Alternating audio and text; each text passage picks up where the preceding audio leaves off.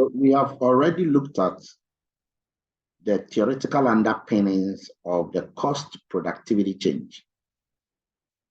We have examined it, we understand it, but until you demonstrate it with a data set, it won't make sense. We have already looked at this data set, the white space one, which was year 0. When we're estimating cost efficiency. Now we have the yellow section, which is going to be the year 2, the year 1. So watch it, I keep using the word year 0 and then year 1. Let's plot the first data set. Let's plot it first. So you have inputs X1 and X2. The output have been normalized to 1, so we can draw it in an input requirement space. The prices of the input are 3, 3. They can be different. Okay, I'm just using this one for hypothetical sake so that I can easily draw them. All right. Now let's plot the data and then see or have a feel of the data. This is a data set. You have DMU A0, B0, C0, D0, and then E0. So this is a scatter plot of the data. They are located where they are located because of the inputs that they are having. The inputs and then the normalized output that they have. Now, we are going to show where production takes place for a DMU E in year 0, and then the DMU now moves to E in year 1. And then we are going to see how this change from 0 to 1, led to the productivity of this DMU. The output have been normalized. So because the output have been normalized, you will notice that the output for year 1 is the same as the output for the next year. Or the output for year 0 is the same as the output for year 1. All right. Now, we've scatter plotted the data, so let's add the frontier to it. So we create a frontier using the principle of monotonicity and convexity. Okay? As you know, we created this beautiful frontier. And then by virtue of radial measurement, okay, we now estimate the efficiency, the technical efficiency of each DMU by how far it is from the frontier. Now, how do you estimate the technical efficiency? We know that using distance function, okay, using distance function, the efficiency is given by the distance from the origin to the frontier divided by the distance from the origin to the firm. That's technical efficiency. But for distance function, it is distance from the origin to the firm divided by the distance from the origin to the frontier. It's just the reciprocal. So the one that you are seeing here, you're having a technical efficiency one shown, which gives you 0.667. If you want the results in distance function, you get the results in 1.5. It's just taking the reciprocal. And the 1.5 can also be obtained from the distance from the origin to the firm, which is 7.5, divided by the distance from the origin to the frontier, which is 5. So 7.5 over 5, that's what gives us the 1.5 efficiency, our distance functions. All right. Now, so we know how these things are estimated. Let's go to the next section. So still looking at this data set, we can now go ahead and add the ISO cost to it. And again, we did that. We are doing the ISO cost for E. But before you do the ISO cost for E, you need to understand how the ISO cost is generated. First, you need to know the total cost for each DMU. So for DMU A, you need to know its total cost. B, know its total cost. C, know its total cost. D, know it. And then E, know it. How do you find the total cost? This is the definition of the total cost, as we know. Is a sum of the input prices multiplied by each input. And because the inputs are just two here, okay, we have X1 and X2. And so their prices will be W1 and W2. Who can tell me, and this total cost we are calculating is actually observed total cost. So it's not just total cost, but it's observed total cost. Who can tell me the observed total cost for A? At least you can give me how you got it. Who can tell me? Yeah, Michael. Doc, it's 24. It's 24. How did you get that? I multiplied X1 by its price, which is W1. And then I added that to a multiplication of X2 and its price, which is W2. Very good. So what he said is what is right here, 24. Who can give me that of B? This time I need a straight answer because he has explained it. Who can give me that of B? In fact, everybody can give me one. Prince, are you able to give me that of B? Or Emily?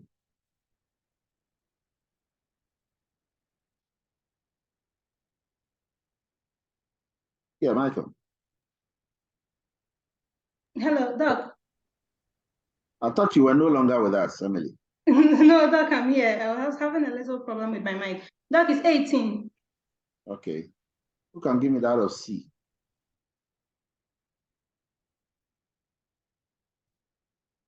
So that is a 18 here. Who can give me that of C? That of D?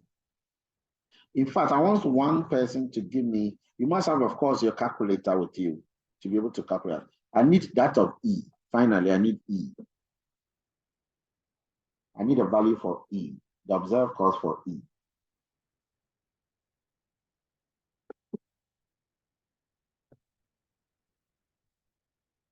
Observed cost for E. How are you getting that? Who is getting that? Yes, Michael. it's 31.5. Excellent. So the E is 31.5, just as you see it documented here. So based on this, you can find observed cost for each one. Once you have that observed cost, your job is to minimize it. Okay, now, how do you now minimize it to get a minimum cost? To do that, you need to draw the observed cost. So let's draw this cost. How do you draw the cost? One way you draw the cost is put it in an equation. The same equation that brought it, take it back to it. Okay, because the slopes are the prices, the W's. So if I represent the W's, which are 3, 3, if I represent them here, I can now plot the inputs. How do you do that? You just say that if X2 is equal to 0, what is X1? By the way, who can tell me? If X2 is 0, what is X1?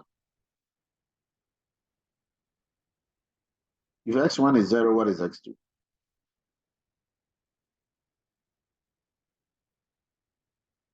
What is X2? August 10.5. That's it. Okay, so both of them will be 10.5 because both of them have got the same slope.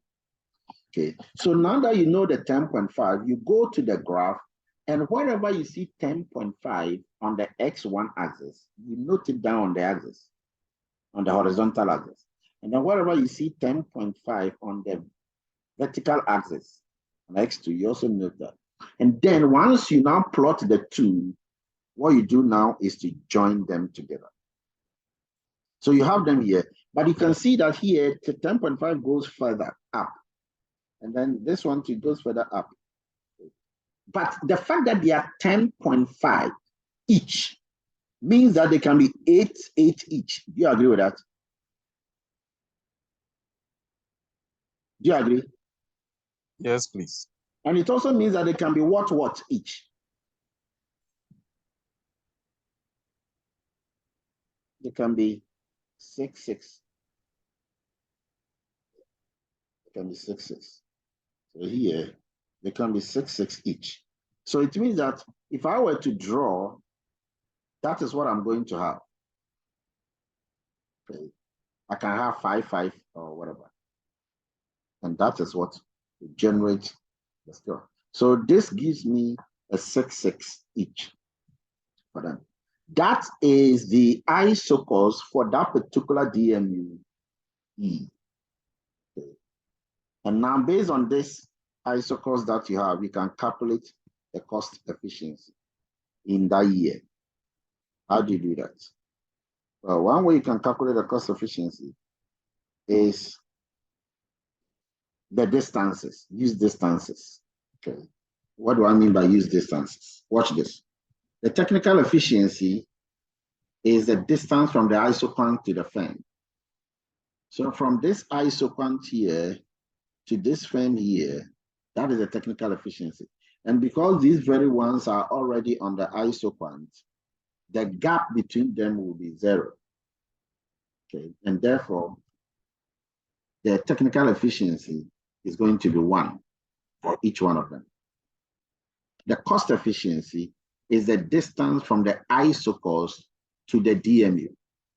And then the gap between the cost efficiency, that is the isocost, and then the isoquant, which has been labeled as deep, deep red zigzag. These gaps are the allocative efficiency. We know this already. So take, for example, if we want to use distances to calculate this, okay, in terms of efficiencies, not distance functions, we can compute for DMUE, look at the bottom here. For DMUE, the technical efficiency will be the OC naught. The distance, the technical efficiency will be OC naught divided by OE naught. The OC naught is that, the OE naught is that. And that is the technical efficiency. If you want the distance function, use the reciprocal of that. What about the cost? The cost will be the OF naught over OE naught. Okay, so the distance to the isocost divided by the distance to the firm. Whereas the previous one is the distance to the isoquant divided by the distance to the firm. And then the gap between them, which is OF naught over OC naught, that becomes the allocative efficiency. So you need to be able to learn how to calculate all of that. So that's by distance. That's in reality, this just doesn't happen. In reality, you need to have what do you call it? In reality,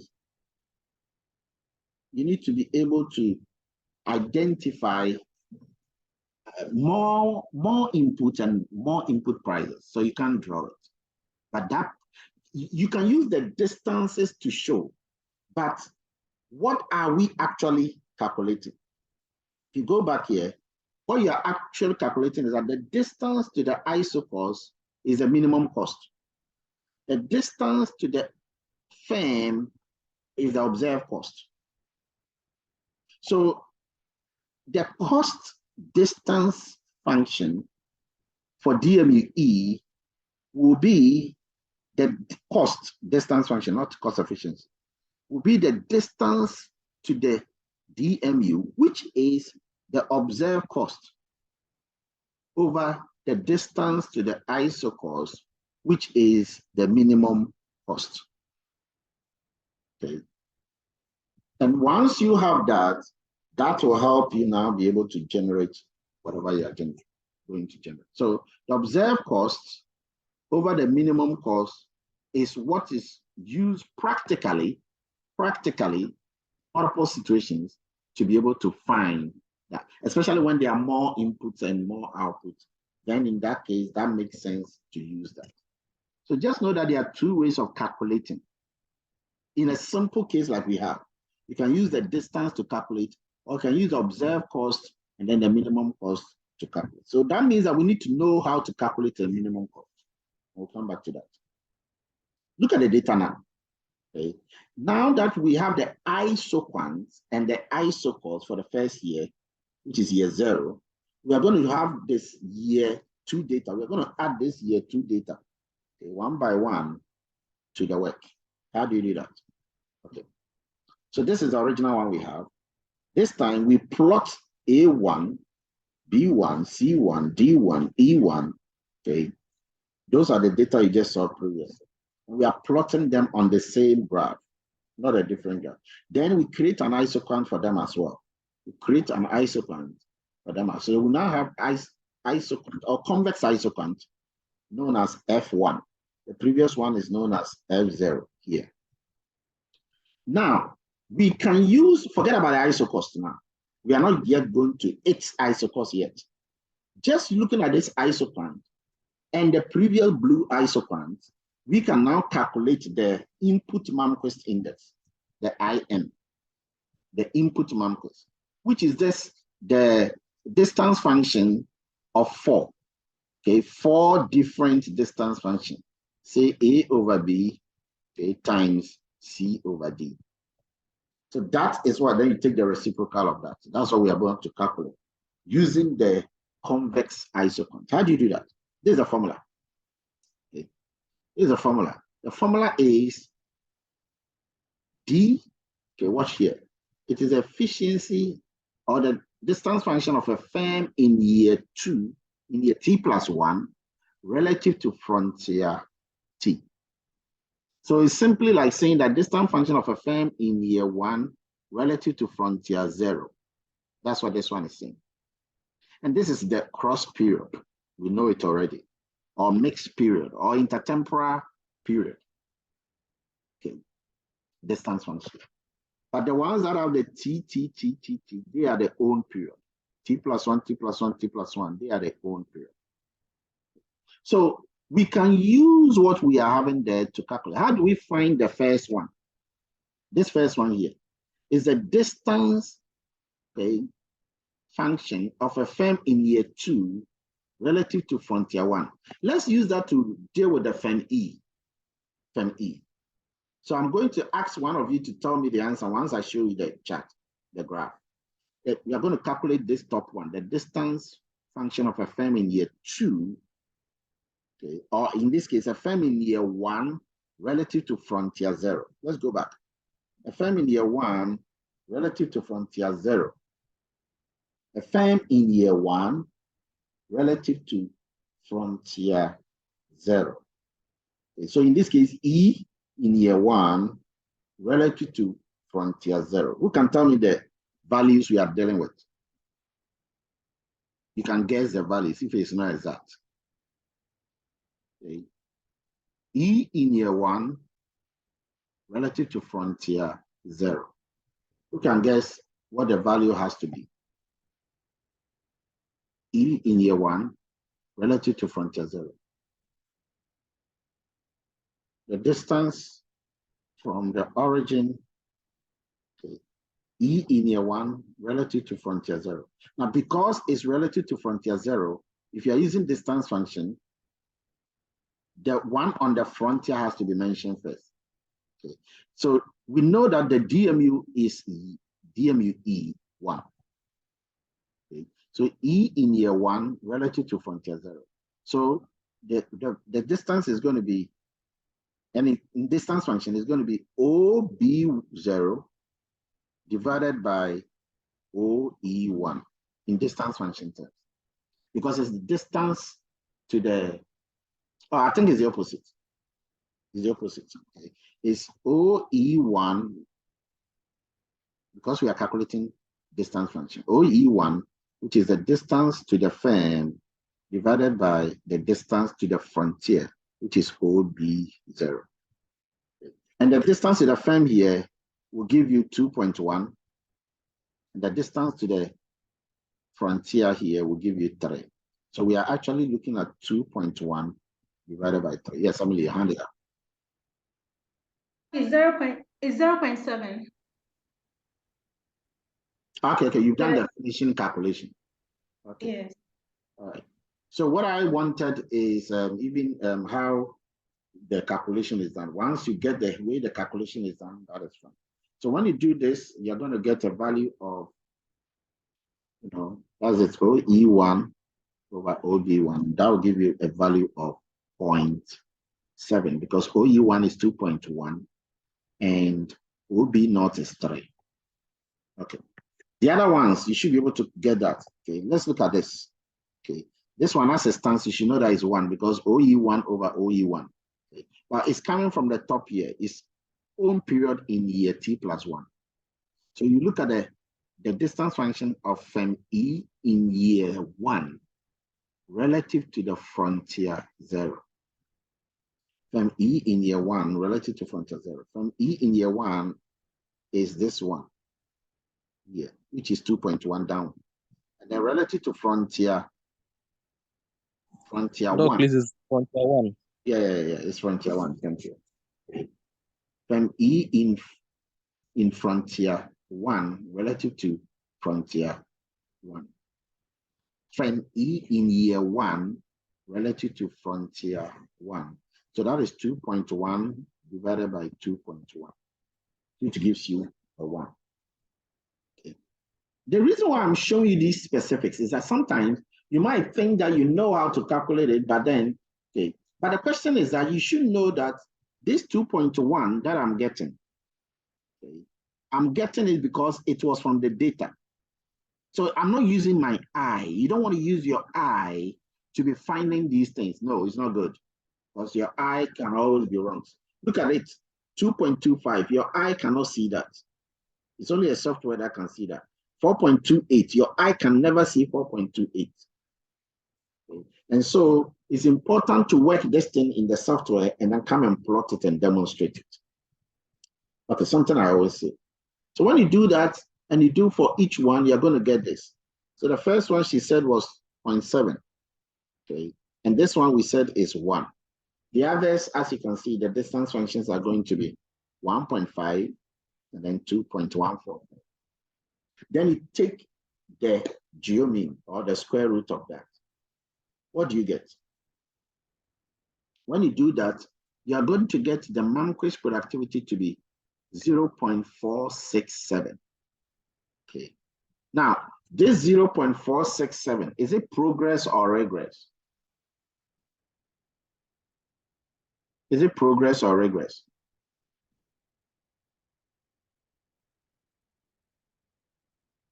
Sometimes you have to calculate it to know the value you had, isn't it?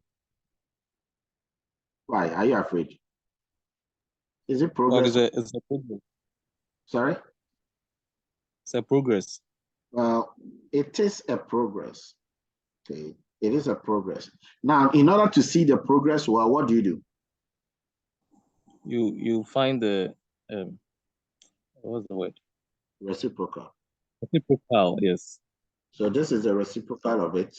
Okay, and the reciprocal shows clearly that it's 2.141. Okay, so the firm E, what it means is that without taking into consideration prices, cost, nothing, firm E was able to increase its productivity by 114%.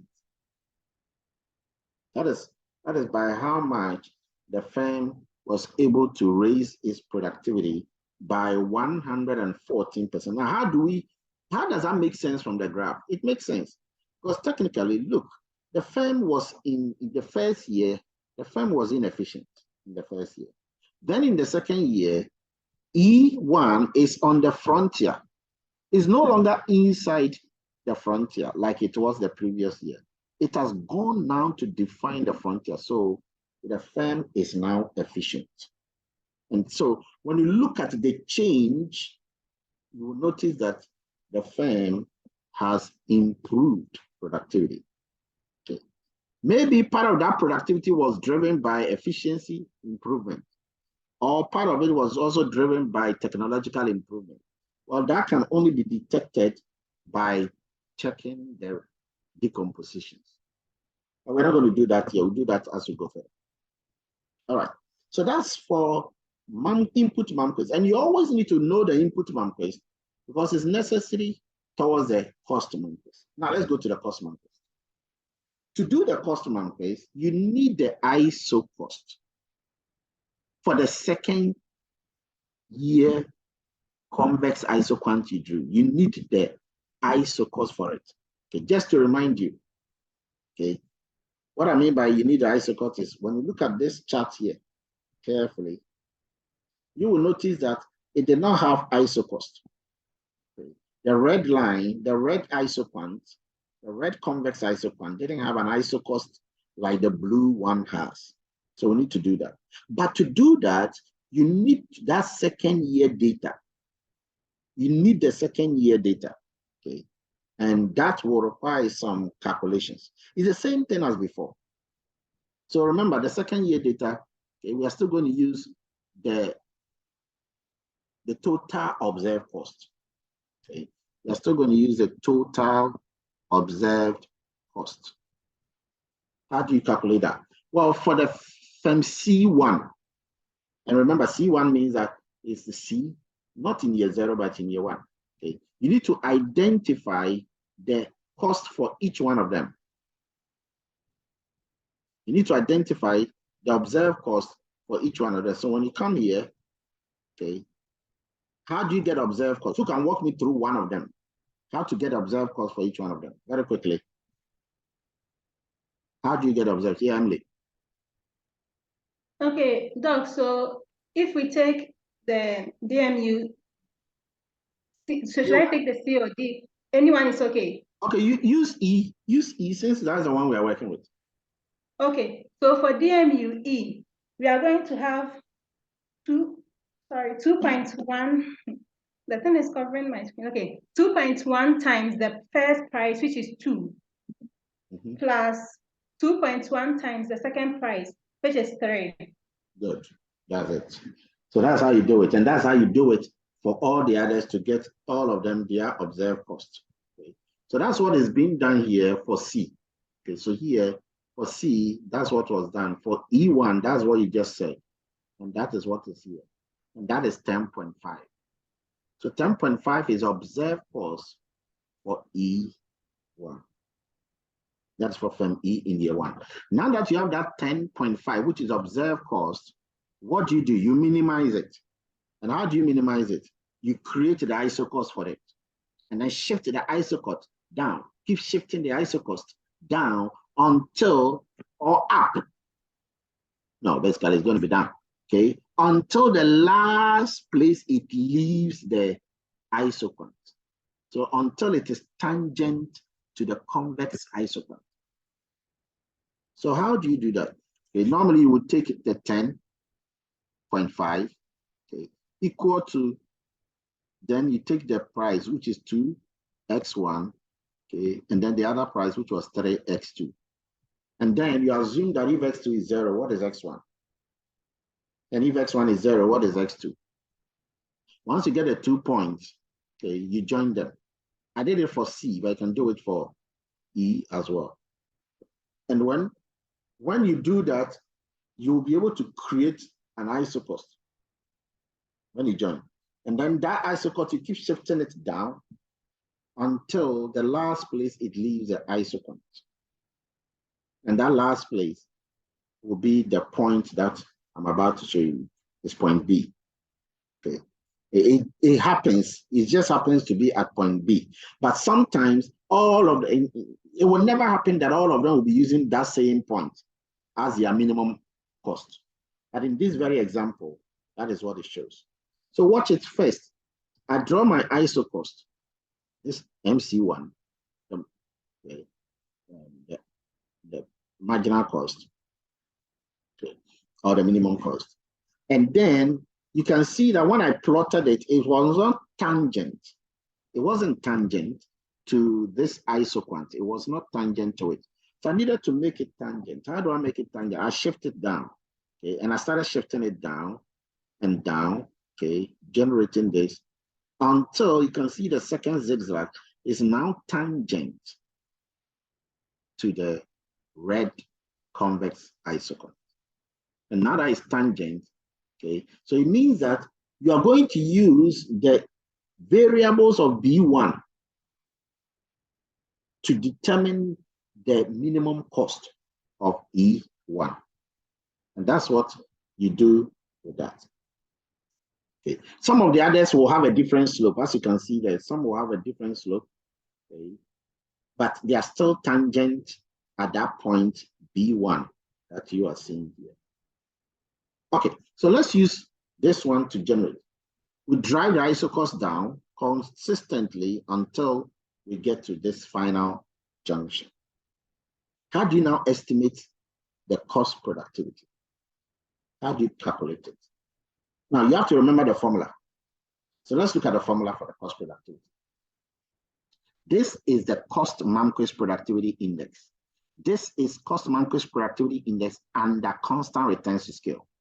Everything we are doing is under constant retention scale. We will do the variable retention scale later. Now, once again, this might be your first formula you are seeing, but I want you to take note of some key things. First thing, you will notice that the own periods are diagonal to each other. The own periods are diagonal to each other. But what is over what in each one? So if you look at the numerator here, what is divided by what? You can tell me. You are dividing what by what?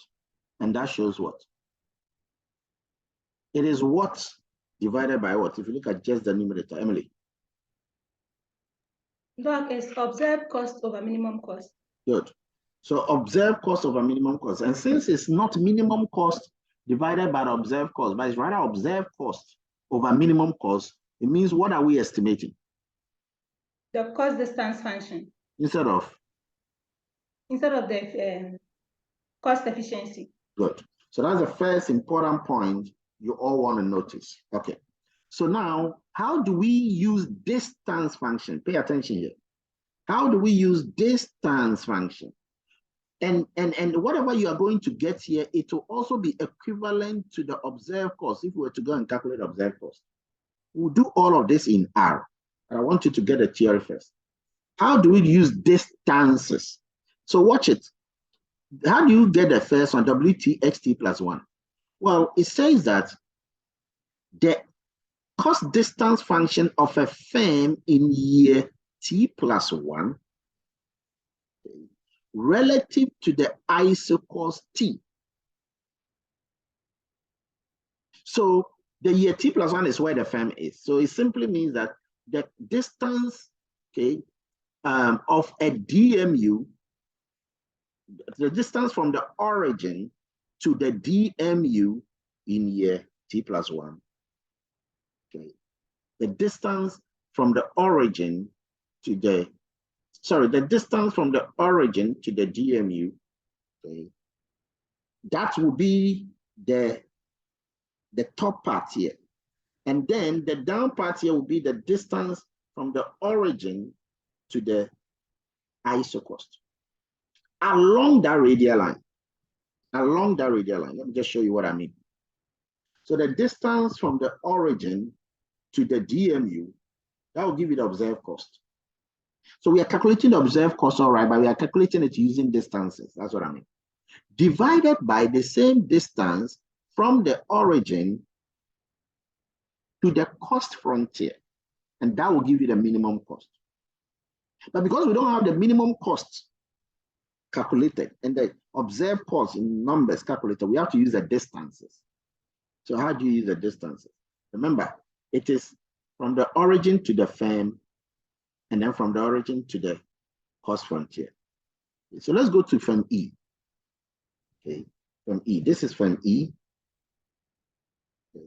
And we are looking at the distance from the origin to the firm, but the firm is in year 2, and that is E in year 2. So the distance from the origin to the firm, and that is from the origin here to the firm, that is going to give you a value, and the value here, when you trace it down, you're going to get 2.1. So the distance from the origin to the firm is OE1 divided by, and that's observed cost, divided by the distance from the origin to the isocost. Which isocost? The isocost in year 0, remember it was WT, it was CT. So it's the isocost in year 0, and the isocost in year 0 is here, along that path, along that radial path. And that value you are going to get is straight down here. But the isocost point is B0. So it's going to be O, B0. So that's the first part. Okay, let me show you back here. Okay. That's the first part. This one divided by that one. Now, I want you, and the reason why I'm doing this one is because that's a cross period. So I'm doing the cross period first because the own periods are easy. But if I tell you that use the distance to calculate the second one for me, let's say this one here, this own period. Okay, this own period. You can see that the firm is in year 1, the frontier is in year 1. So when we go to the graph, who can match it up to me? The firm is in year 1. The frontier is also in year 1. So it will be O what divided by O what? Emily. Okay, Doc. So if we take C1, it will be distance to the firm, which will be OC1 over distance to the isocost, which will be OB1 or OE1. Okay, so you are calculating, hold on, you are calculating this formula that I showed you, right? This very yes, Doc. Okay. Yes, on period in year 1. Because I had year 0 something. So let's start again. No. Okay. And tell me. Okay, so since you are dealing with year 1. Tell me. So it will be O what over. Okay, so I'm dealing for DMU C1. No, do E. We are using E throughout. Okay. So for E, we are going to have OE1 divided by divided by OE1. That's the distance to the isocost. That's it. So it's going to be OE1 divided by OE1. But that second one, which is OE1, could have also been OB1. You know that? Yes. Exactly. Now, so that is the observed cost here divided by the minimum cost there. Okay. Now let's go to the third one, the one down here. The one down here. Okay. It's also all of its own period, and they are all in year 0. Who will walk me through that? Michael, are you there? Yes, Doc, I'm here. Walk us through that. Guys, you got to participate in what we are doing.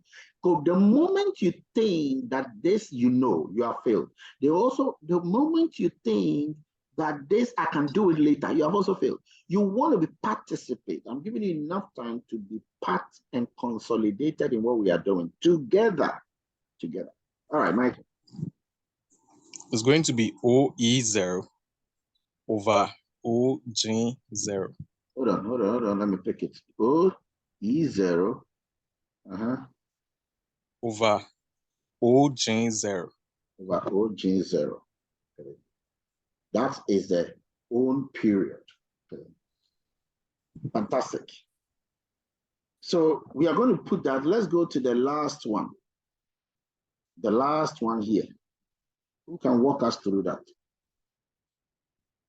If you think that the thing has covered it, let me clear the markers. Okay. Just a second. Let me clear the markers, and then we can through.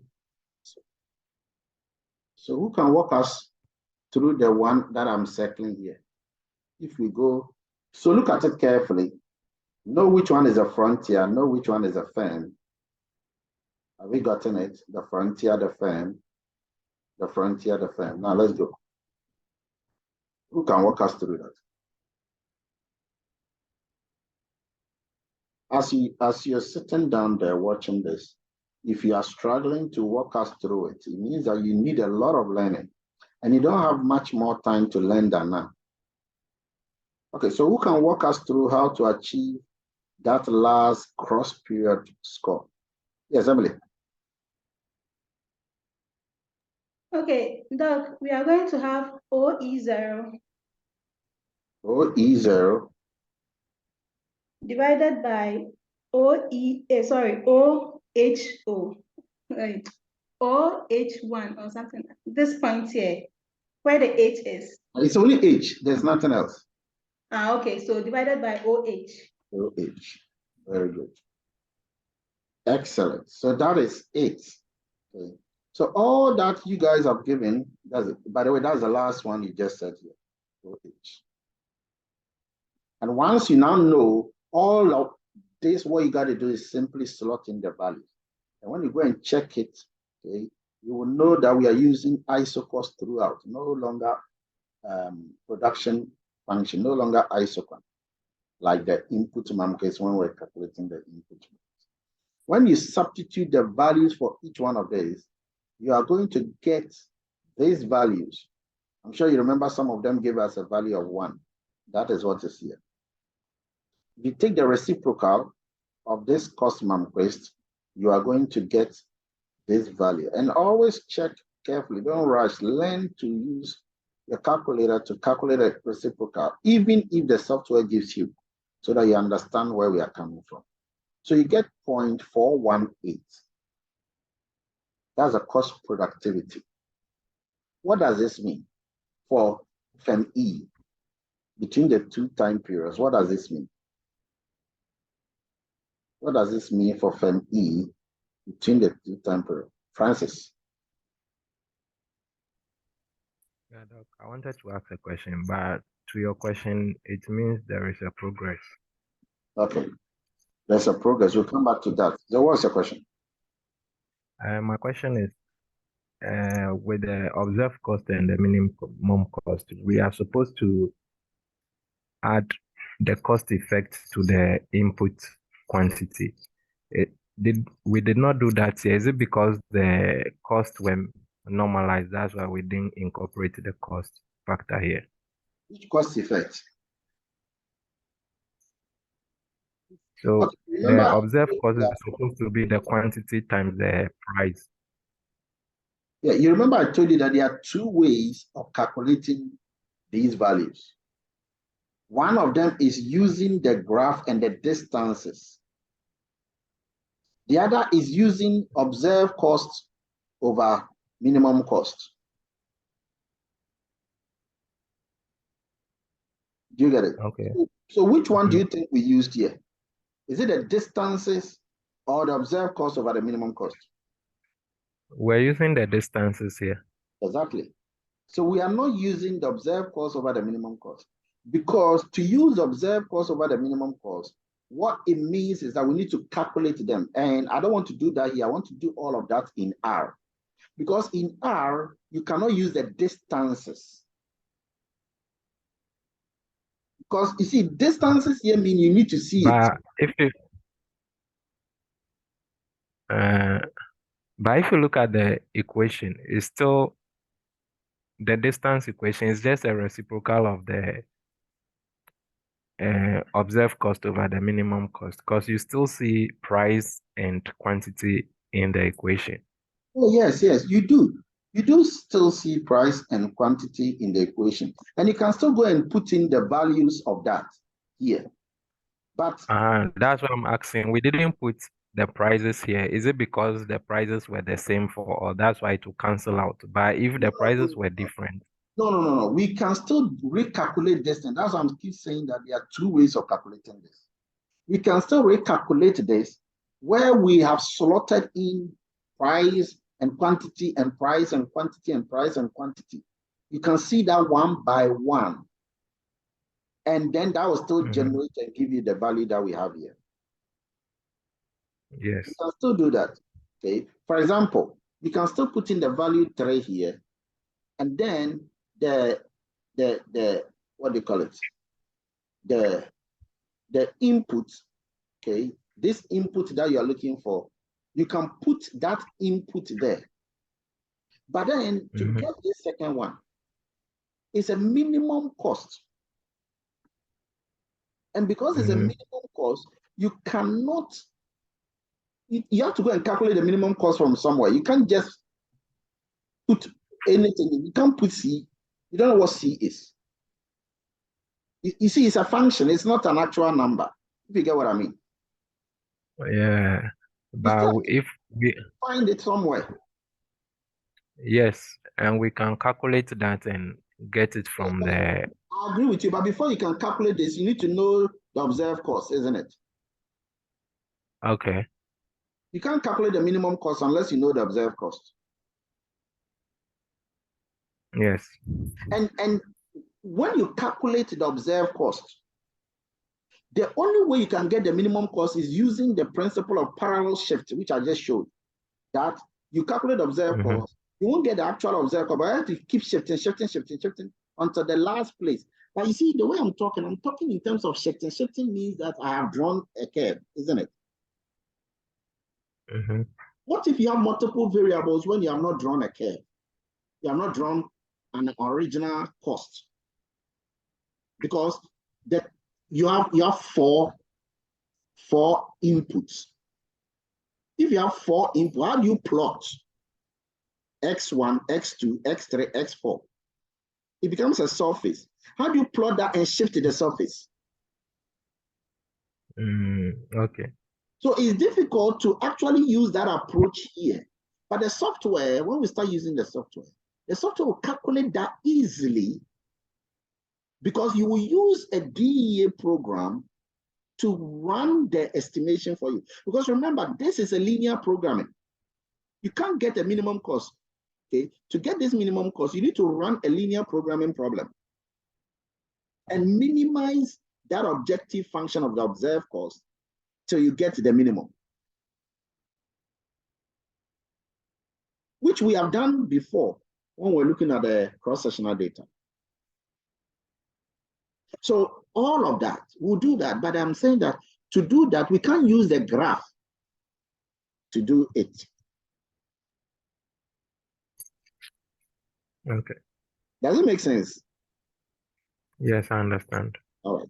So now that we get that, now let's, one of you said that there is progress. You said there is progress. Oh, I even made a mistake here.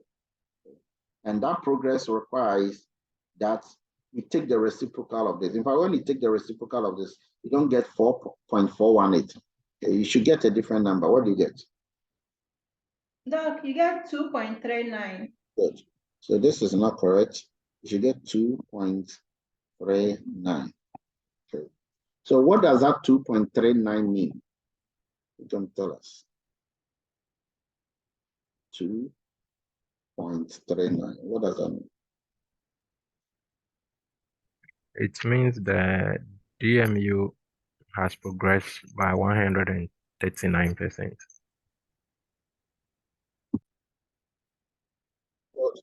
So come out with your interpretation again, Francis.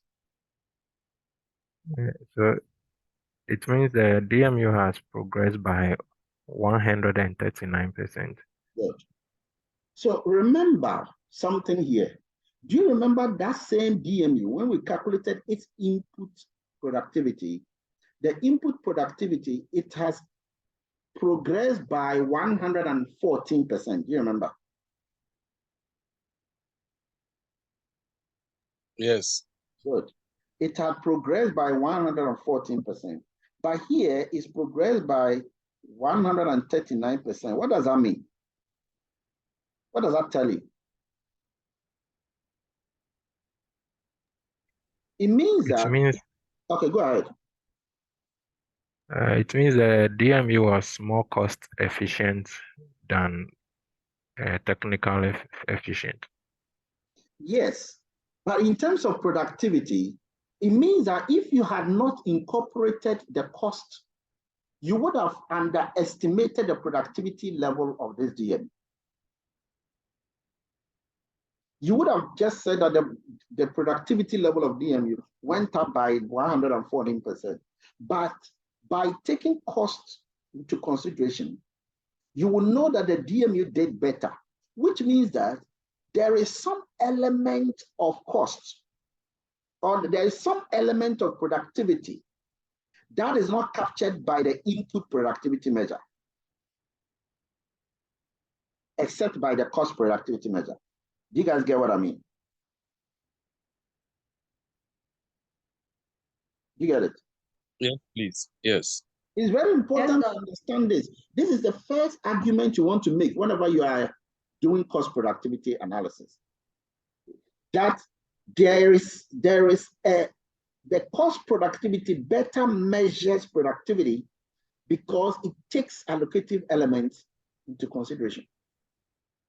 It takes price element into consideration. So what is causing this change? It can be positive or negative, okay? For example, suppose this value was just 98% increase. We would have said that this one has overestimated. But now that we know that it's more, we say it has underestimated the productivity margin. They are all productivity, but one is capturing some things more, which the other is not capturing. Therefore, it's always good to check whether there's a significant difference in the input MAMQuest productivity and then the cost MAMQuest productivity. It's always important to check whether there's a statistically significant difference. Okay. In this case, using something like using something like Wilcoxon signed rank test, because a Wilcoxon signed rank test would determine whether there's a significant difference, okay, in the ratings or the median scores. And that will help you to know that your productivity is your cost productivity is a better measure of productivity than the input number. So interpretations are very important. Okay, let's go on. The cost productivity can be decomposed. We all know it can be decomposed into the cost efficiency change. What is that? Coming back to your questions, it tells you the catch-up effect on the cost terms. It's not catch-up effect along the ISO quant, but then along the ISO cost. Okay, as far as the DMU's movements are concerned between period T and T+1. So the whole idea is you want to know whether the DMU catches up to the cost frontier. Remember, you were inside a certain cost technology, and the cost technology changed from period 0 to period 1. So now we are in period 1 cost technology. How were you able to move or catch up to that cost technology? That is what the cost efficiency is indicating. But your location in the cost technology can be affected, can change your position. Your location in the cost technology can change your position when there is a change in the industry. And when there is that change in the industry, that will lead to a cost technological change. So that is happening when there is a shift of the cost frontier. When the cost frontier shifts, okay, given your location, that will change your position. And that part, the CTC measures that part. Yeah. And this is a decomposition. Watch that. And you'll know that the cost efficiency change is simply all of them are own period cost distance functions. In fact, once you have the 4 different cost distance functions we had before, the rest is done. You just have to substitute them into the formula. So the first one is just cost efficiency change, and they are all what? They are all own period. But then the cost technological change, okay, the own periods, okay, are on the diagonals, and then the cross period distance function are also on the up diagonals. Okay. And again, you can try your hands by multiplying it, expanding it like we did some time ago, and you will get back the cost MAMQuest that we had. The 4 different cost distance functions. Okay, so let's substitute for DMUE. What was the value of the WT, XT+1, and then all of that? Okay. The values are as a result of what you had before. Those are the values. Okay. If you can remember, these values down here, okay. In fact, these ones are what you are dealing with, these ones. So remember, you have 0.7, 1, 1.75, 2.8. That's what you're going to substitute. Okay. You know that. You can go step by step, or you can just jump them. That's what you have here. Okay. And then the 1.75 that you had here, that's the same thing you had down there. And then the one you had down here, that's the same thing you have up here. So once you substitute, you can get this information. And then you work it. Okay. When you work it, you will see that the cost efficiency change is 0.571. And then the cost technological change is 0.732. And indeed, when you multiply them, you get back the original value you had, 0.418. Okay, that's exactly what you get in there. So you are now being able to determine the key driver of the cost productivity. And in this case, which one would you say is a key driver?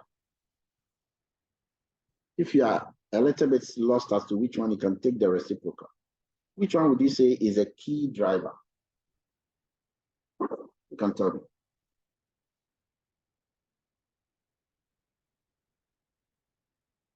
Which is the main driver of cost productivity? The cost efficiency change. Okay, why do you say so? Because if you take the reciprocal, you have a higher value than for the technical change. So if you were to advise this company owners, what would you say? What advice will you give to them based on your answer? Not based on your productivity score, but based on your components. It means they have to continue to look more at the cost efficiency aspect of their business. So You have to continue managers to look more at the cost efficiency aspect. That managers must be more cost efficient. But they are. You just indicated. And so they should do more. Oh, they should do more with the one way. Okay. That's where their strength is. So they should. Okay. Michael.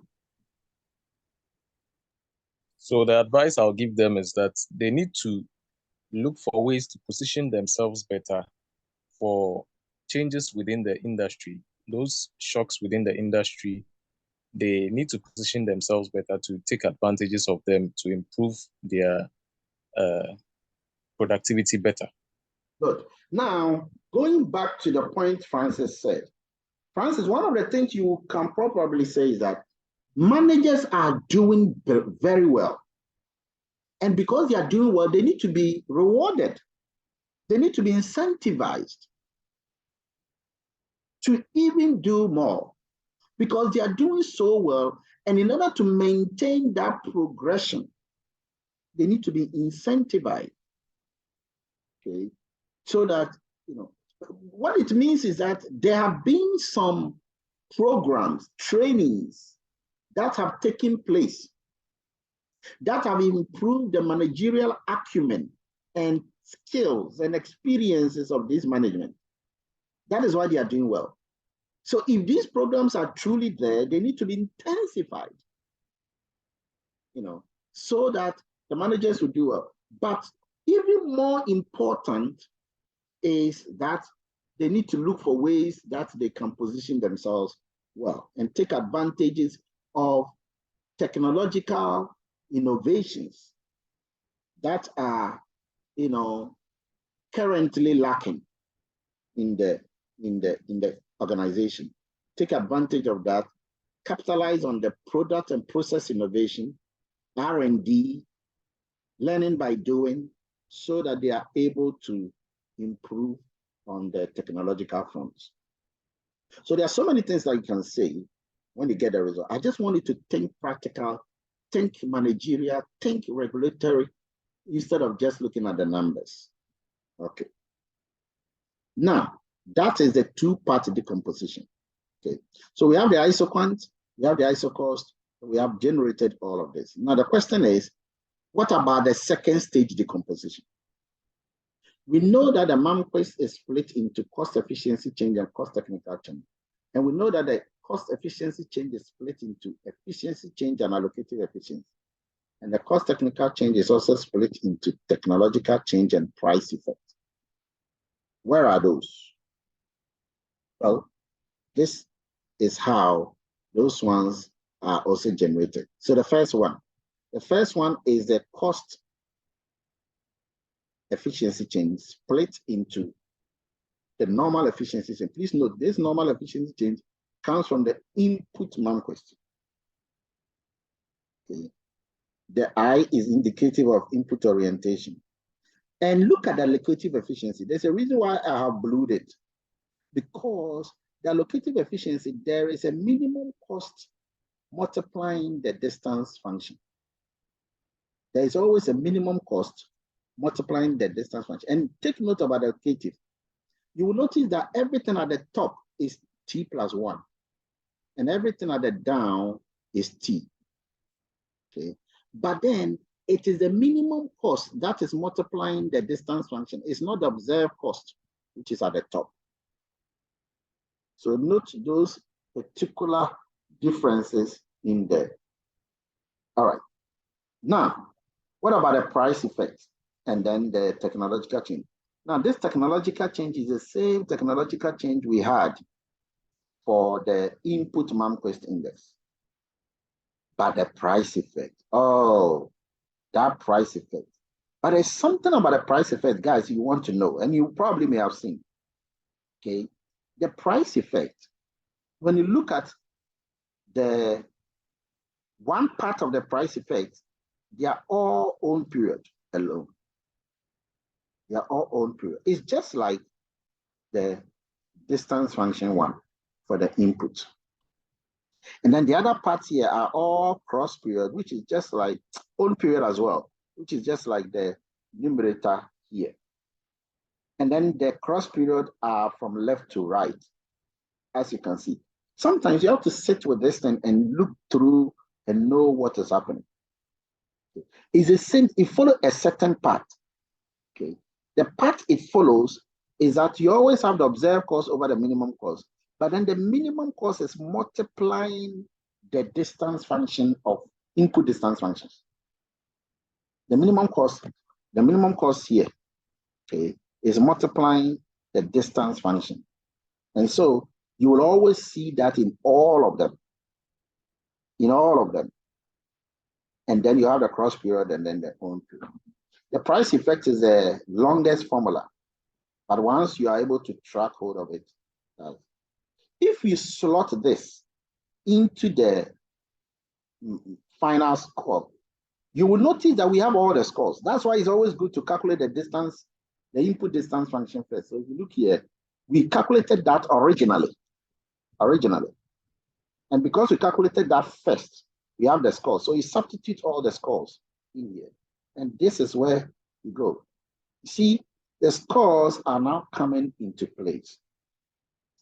And in this case, you have these beautiful scores all substituted. When you go through it, you will see that it's a beautiful substitution that we are doing here. Okay. I wanted you to know how this is done. That's why I've gone through it step by step. And once you now do this, you will now be able to find the final answer of the cost efficiency change, which is that. So you can see that the final answer, you have the efficiency change, and then you have the allocative efficiency change. And you can see that, again, management is doing better. Okay. They are doing well in terms of their knowledge and skills and acumen than the mix of the input. Okay. But again, it also shows that there is an aspect of the mixing of inputs, their capacity to effectively mix the inputs given the prices of the inputs. That is what led to their cost efficient. So they were able to easily cheaply run the company They were able to cheaply run the company. That's this one here. Because, not only because they were managerially fantastic between the two periods, but also because between the two periods, they were able to mix the inputs, in such a way that when you add that to their, how well management intellectually and, skillfully and experience-wise, how well they are, if you add that to the fact that they are capable of, effective input mix, then you can now say that they were able to cheaply run the company at the management, level. So you want to be able to learn how to do this interpretation. The last one is a price effect. So the interpretation of the allocative efficiency is this. I took the reciprocal first, okay? And then after taking the reciprocal, you can now better explain that there has been 16.8% improvement in allocative efficiency of the DME between the two time periods. Okay. Because there was an allocative efficiency of 0.856. And this allocative efficiency went up to 1 when the DMU moved. So it implies an allocative efficiency progress of 16.8. What could be, this is only a guess, and sometimes we don't write guesses. What could be causing this? What could be bringing about this? What it simply means is that the management are effective in mixing inputs. By how much? By 16.8%. Of course, not as effective as they are able to use their brain and mind to improve the efficiency of the company. Input mix is not easy. But again, input mix is a contributory factor to cheaply running a company. As you can see here, 16.8%. All right. So we have the isoquant and the isoquant. Once again, we have all of it here. And we can now go and calculate the technological change and the price effect. So once again, you drop in the values. If you have all of these values collated already, just drop in the values, and you drop in the values, and you drop in the values. And eventually you're going to get the technological change, which we had before, to be 0.7 to be what it is. But look at the price effect. Okay. You have a price effect of 1.046. So when you take the reciprocal, you can see the technological change is really doing great. Okay. It's really, now when we combine all of them, let's put all of them together so that it becomes even beautiful. And by the way, these are all distance functions. You can see that the two, the technical and allocative efficiency change, the efficiency change and the allocative efficiency change. When you combine the two, you get a MAM cost. Yeah. And then the technological change and the price effect, those ones are already what? Those ones are already here. And so you have, and this is good because you are able to compare the cost MAM cost and then the input MAM cost right here. Yes, Michael. Yes, Doc. So, Michael, you had a question. Yes, I was saying that the technical efficiency change and then the technological change makes up the Malmquist productivity index. However, you've reddened the technical efficiency change and the allocative efficiency change. So I just wanted to draw your attention to that. Sorry, could you repeat the question? I said the technical efficiency change and the technological change should make up the Malmquist productivity index. But when Malmquist productivity? The MPI. Okay, the input Malmquist. Okay. Yeah, the input Malmquist. But then to show that relationship, you rather reddened the allocative efficiency change instead of the TC. To show what? Do you notice that?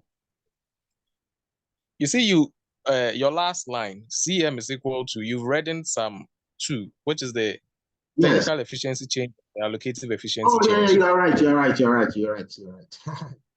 Okay, so let me just go. And yeah, that's so true. Even though the calculation was done correctly. Yes, calculation is right. The calculation was done correctly. I took wrong one. So it's supposed to be this one here, and then that one here, isn't it?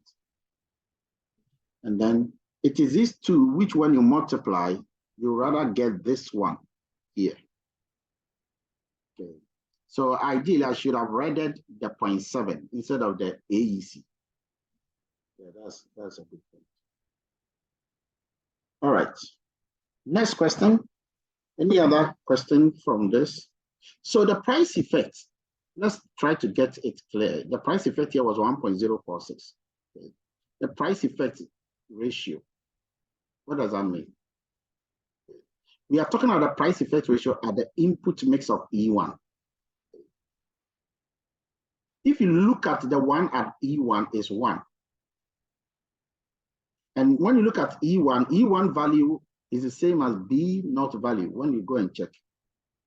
And they are the least point or the minimum point of the isocot in year 0 and in year 1, respectively. So this value here is a regress. We know that already, okay, which implies that the minimum cost of output at the input mix of E has on balance because it's almost 1, risen between the two periods, but it's gone up slightly. I think the increment is about 4.6%.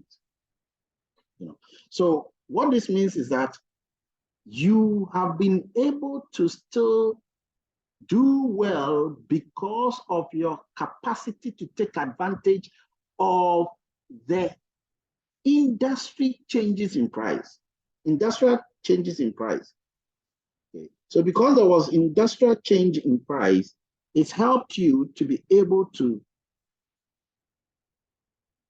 you know, take advantage of the industrial changes in price. So that is one way you want to interpret. In fact, when we come to the R version, I will show you several ways of making sense of this. Okay. So we have a cost MAMQuest of 0.418. We've already mentioned that it means that they've gone up by 114%, okay, for the MPI, but they went up by 139% by the cost productivity, which was higher. And the reason why it was higher is because the cost index shows an improvement in the allocative efficiency, which wasn't captured by the classical MAMQuest productivity change. And I think it also shows, it shows a slight decline in the price effect, but that decline wasn't that much. But the key point is allocative. Okay, the allocative was a big deal, and that allocative was captured by the cost productivity, not by the input productivity. And that is why this has led to all of that. Now, what we are going to do next time is that we are going to be able to look at VRS, because further research has to pursue the VRS, okay, and go beyond the 3-factor, the 4-factor, okay, and even introduce the 8-factor decomposition of the MAMQuest. You can also extend this MAMQuest into the meta frontier MAMQuest. I think one has done that. Okay, handling feasibility. I'm doing that. You know, incorporating negative data and slacks. It's not been done yet. And all of these things are ways for which one can, you know, extend these models. So all of these things are extensions that you want to start thinking about and thinking well about it. Now, I'm not going to do the R demonstration now. We'll look at how to work all of this in R. Everything, how to work everything in R, so that you would have understood that these things are not just calculations, but you can actually let the software do it for you once you understand the operations of the software. So at this stage, we're going to end. If you have a question, this is your time to ask anything that wasn't that clear.